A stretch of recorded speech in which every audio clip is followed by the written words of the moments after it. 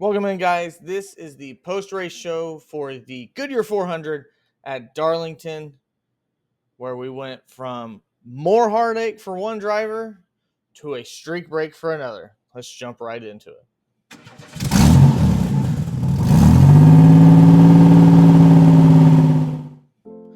Hopefully, you guys are enjoying your Sunday evening or Monday morning if you're just now watching this.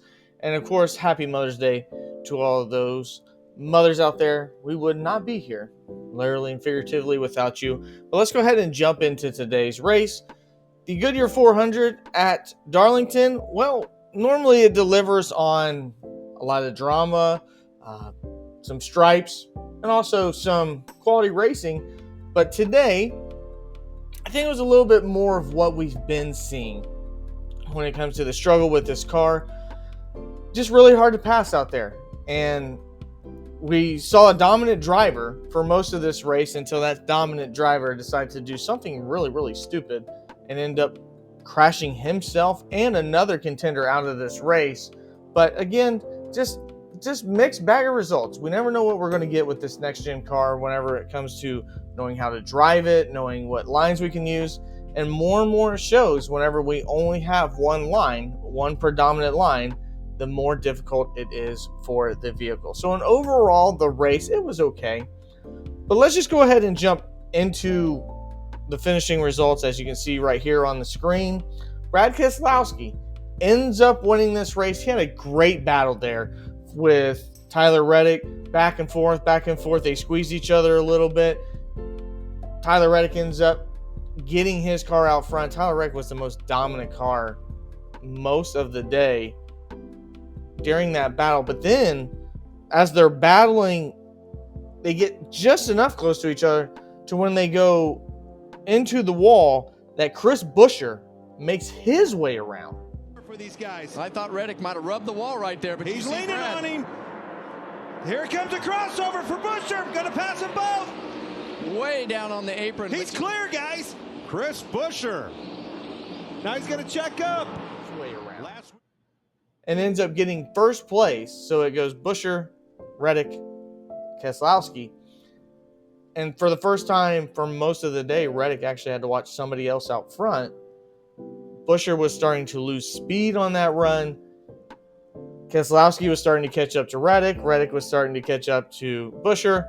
The two go back and forth, side by side with each other. And for whatever reason, Tyler Reddick tries to send it in and nails Chris Buescher into the wall, ruining both of their days. They both finish outside the top 30. It's a dive bomb. He's going to try to slide him. He's going to try to slide him. Buescher got loose. Buescher got in the wall. Watch for the 6 car coming. Oh, Brad just wished he was close enough. Loose, and he's looking. He's mad. He's not happy. I think something's wrong. They're both in trouble. Reddick's in trouble. He's got a right rear flat. 10 to go. And Reddick fences it again. No caution yet.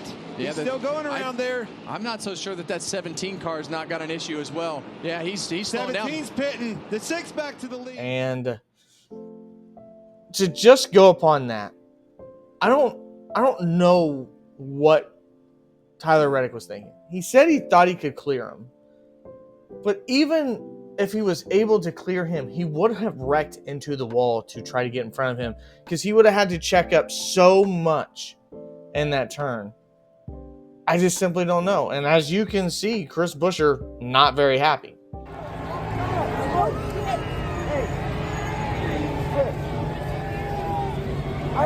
We have raced each other. I know. What was that about? As soon as I knew it wasn't going to work, I tried to back out, and I got like the last thing I want to do is wreck your car. I can care less about mine. I'm sorry. I fucked up. It doesn't work for me. We don't have that sticker on our door right now.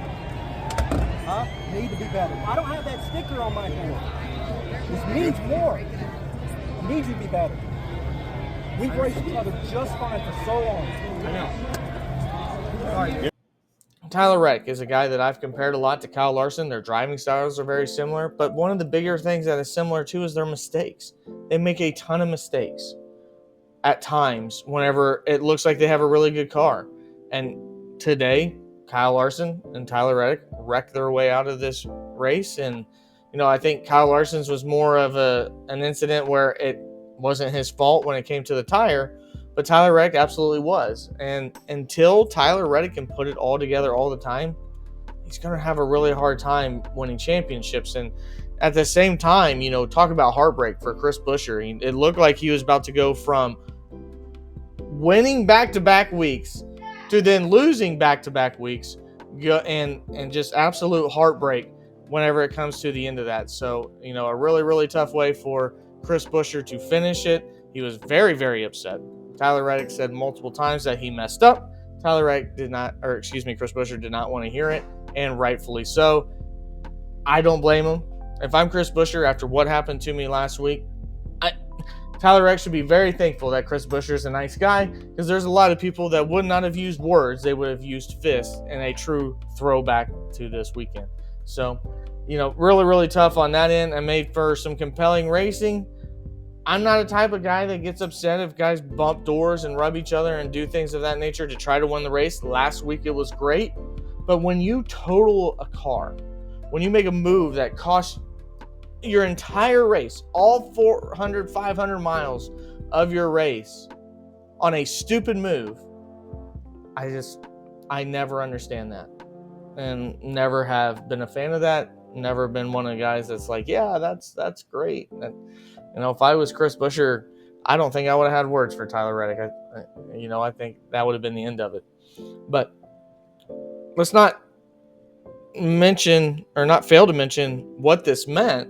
What this meant was a 100-plus race win streak is over as Brad Keselowski finds his way to victory lane. And Brad has been kind of knocking on that door. His teammate won 3 times last year. Brad's now on the, side of the door for RFK, side of the building, everything. And now he finds himself in victory lane, much to the dismay of his teammate, his co-worker. But what a great time for Keselowski fans. They've been waiting a long time for this. And what's really, really neat is to see that Brad build this up. He came in. Roush Fenway was nowhere near being competitive. And it's almost like taking the ownership role has had the ability to let Chris Buescher prosper while Brad just kind of keep trugging. He mentioned it. He's had some bad luck, and it's nice to have luck go his way. Unfortunately, that bad luck cost his teammate, but enough good luck. And, it's also really neat to see Brad get that American flag and do the Polish victory lap. So, a big momentum swing. RFK is there. We talked about the Fords. RFK is not messing around. They're contenders. They're the real deal. I had Chris Buescher in my Final Four and my early season predictions. I still like that. I still think Chris Buescher's really good. But what a momentum build for RFK. Almost winning last week, winning this week. Now you go to the All-Star break, and they can really hone in here on the second half of the season. So congratulations to them.